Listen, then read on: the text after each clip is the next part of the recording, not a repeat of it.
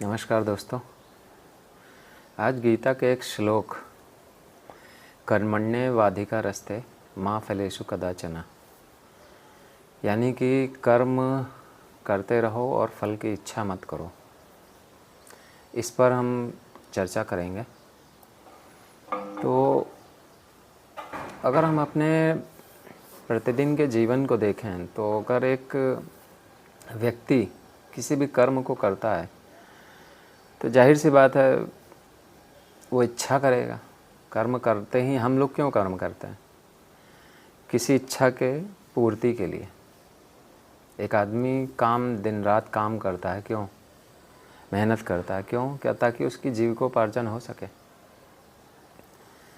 अगर जीविकोपार्जन नहीं कर पाएगा तो फिर कर्म क्यों करेगा? एक सीधा साधा बहुत ही सिंपल एक लॉजिक है हमारा। लेकिन गीता में अगर कृष्ण जी कह रहे हैं तो कुछ ना कुछ तो कारण होंगे ही। उन्होंने कहा कि कर्म करो और फल की इच्छा नहीं करो, लेकिन ये होगा कैसे? हर किसी एक आम जनमानस को फल की इच्छा होती ही है। कर्म वो तभी करता है, नहीं तो नहीं। अगर हम इस एक वाक्य पे ठीक से विचार करें तो हम पाएंगे कि केवल तभी हम फल की इच्छा नहीं करेंगे जब वो कर्म कर्ता के द्वारा नहीं बल्कि अकर्ता के द्वारा किया गया हो। अकर्ता क्या है, इसको समझना बहुत आवश्यक है। हम सभी कर्ता हैं। हम शरीर और मन, बुद्धि, चित्त, अहंकार, इनसे ही कर्म करते हैं। हमारा व्यक्तित्व ही हमारे कर्मों का निस्तारण करता है। और जब कोई व्यक्ति, कोई कर्ता कर्म को करेगा तो निश्चित रूप से फल की इच्छा भी करेगा। कर्ता भाव से मुक्त होना, यानी कि अकर्ता में प्रतिष्ठित होना,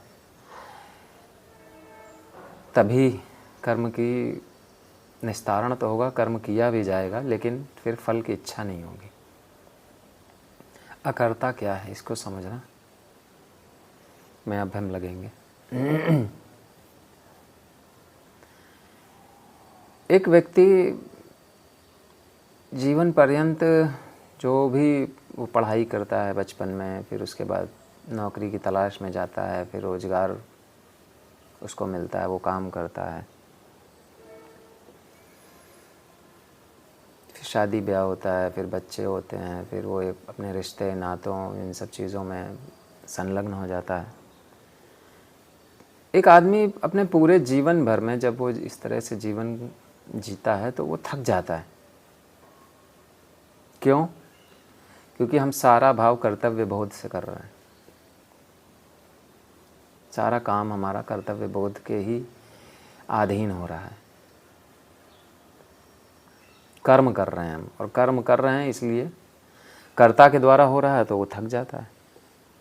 लेकिन आपने कभी विचार किया है क्या, ये पूरा ब्रह्मांड, ये धरती का जीवन, अगर कोई ईश्वर है और वो चला रहा है तो वो क्या कभी थक रहा है? लाखों करोड़ों वर्षों से यहाँ पे जीवन है। अगर हम सिर्फ धरती की बात करें, इतने सारे जीव जंतु हैं, इतने सारे फूल पौधे हमेशा से खिल रहे हैं, इतने सारे क्रिएचर्स हैं। 84 लाख योनियाँ बताई जाती हैं। तो 84 लाख योनियों में जीवन लगातार चल रहा है, और ऊपर वाला अगर है कोई तो वो देखिए इन सब चीज़ को चलाए चला जा रहा है लाखों करोड़ों साल से। और ये सिर्फ हम धरती की बात कर रहे हैं, सूरज चाँद भी चल ही रहे हैं। हमारे 9 ग्रह जो सौरमंडल के हैं वो भी लगातार चल रहे हैं। उनको कौन चला रहा है? और कहते हैं इस तरह की धरती, लगभग वैज्ञानिकों का मत है कि 18,000 ग्रहों पर जीवन है इस समय। उन 18,000 ग्रहों पर इसी तरह से जीवन चल रहा होगा जैसे यहाँ चल रहा है। हमारी आकाश गंगा है, फिर पूरा ब्रह्मांड है, और ये यहाँ कोई भी चीज़ रुकी हुई नहीं है। सब चीज़ें लगातार चल रही हैं। तो अगर हम अपने जीवन से इस ब्रह्मांडीय जीवन की तुलना करके देखें तो हम तो एक 70-80 साल का एक छोटा सा जीवन बस अपने घर परिवार और रिश्ते नाते निभाते निभाते ही थक जाते हैं, नौकरी करते ही थक जाते हैं। लेकिन वो जो ईश्वर है वो इतना बड़ा जीवन को मैनेज कर रहा है, कैसे कैसे हो रहा है ये सब चीज़? क्यों ईश्वर क्यों मैनेज कर पा रहा है इन सब चीज़ों को, अगर वो है तो? क्योंकि वो अकर्ता में जी रहा है। कोई कर्म करने वाला कोई व्यक्तित्व या कोई हमारे जैसा नहीं बैठा है जो ये सब कर्म को बस कर्तव्य बोध से कर रहा हो। अगर कर रहा होता तो निश्चित रूप से थक गया होता। थकता वही है जो मन और शरीर में उलझा हुआ है। मन और शरीर यानी कि कर्ता भाव में जो लगा हुआ है वही थकेगा। ईश्वर अकर्ता है, इसीलिए कृष्ण अर्जुन को कह रहे हैं अकर्ता भाव से, यानी कि जो ज़रूरी है। अकर्ता का मतलब यह है कि आपकी विवेकशीलता, आपकी संवेदनशीलता, आपके आत्म जागरण, यानी आपकी आत्मा में प्रतिष्ठित होने पर अब जो कर्म होगा वो कर्ता के द्वारा नहीं होगा, वो आपके जीवन की ऊर्जा होगी। और जब जीवन की ऊर्जा बहती है किसी भी कर्म में तो फिर थकना नहीं होता वहाँ। थकना सिर्फ तभी होगा जब व्यक्ति किसी कर्म को करेगा, यानी व्यक्त भाव से काम होगा, कर्ता भाव से काम होगा, तब आदमी थक जाएगा।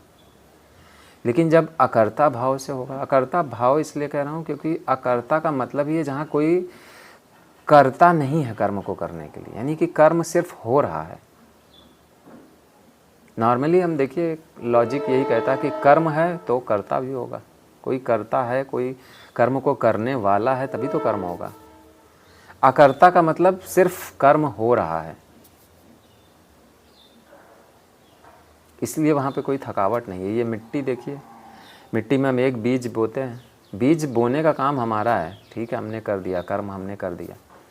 लेकिन अब उस बीज का अंकुरित होना, फिर उससे फसल होना, फिर उसमें फल फूल आना, ये सब मिट्टी और उस बीज के बीच में एक अकर्ता भाव से हो रहा है। वो बस स्वतः हो रहा है। अकर्ता का मतलब जहाँ करने वाला नहीं है। इसीलिए मिट्टी हजारों लाखों साल से यहाँ पे देखिए अन्न उपजा रही है, मिट्टी कभी नहीं थकती। ठीक है, उसकी उर्वरा शक्ति भले ही कम हो जाए तो उसको हमें खाद पानी से पूरी करनी पड़ती है, लेकिन मिट्टी एक अकर्ता भाव से लगातार इस ग्रह पे फसलें उगा रही है, और वो फसल फिर तरह तरह के जीव जंतु हम भी खा रहे हैं। कहने का मतलब है कि जब भी कोई भी कर्म अकर्ता भाव से, सिर्फ विवेकशीलता से, आत्म जागरण से होगा, यानी कि जो स्वतः भाव से कर्म घटित होंगे, वहाँ पर ही हमें सिर्फ फल की इच्छा नहीं होगी फिर। क्योंकि अकर्ता में जब कोई करने वाला ही नहीं, बस कर्म स्वतः हो रहा है, और कर्म स्वतः होगा कि तो फल की इच्छा करने वाला कोई है ही नहीं। फल की इच्छा तभी होगी जब कर्ता भाव से कर्म होगा।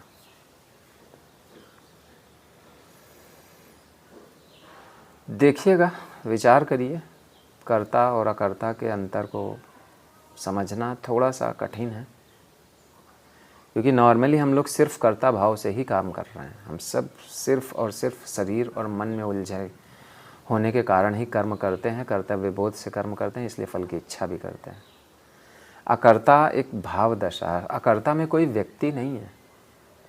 व्यक्ति होगा तो वो व्यक्त कर्म हो जाएगा, फिर फल की इच्छा होगी। अकर्ता बस भाव दशा, मतलब कि ये ब्रह्मांड जैसे सिर्फ रन हो रहा है, कोई ईश्वर कहीं बैठा नहीं है। बैठा होता वो थक जाता, करता होता अगर वो भी कुछ तो वो थक जाता। वो अकर्ता है। अकर्ता का मतलब कर्म, ये ब्रह्मांड सिर्फ चल रहा है, हजारों लाखों सालों से लगातार जीवन प्रवाहित हो रहा है। नदी जैसे बहती है तो वो बस नदी जैसे बह रही है, वैसे यहाँ पे जीवन बह रहा है, कोई करता नहीं है। और इसलिए यहाँ पे कोई फल की इच्छा भी नहीं है। जीवन चाहे जैसा बहे, वो ईश्वर ऊपर वाला इन चीज़ों को कर रहा है। क्यों? क्योंकि वो करता नहीं है। बताइएगा वीडियो आप लोगों को कैसा लगा।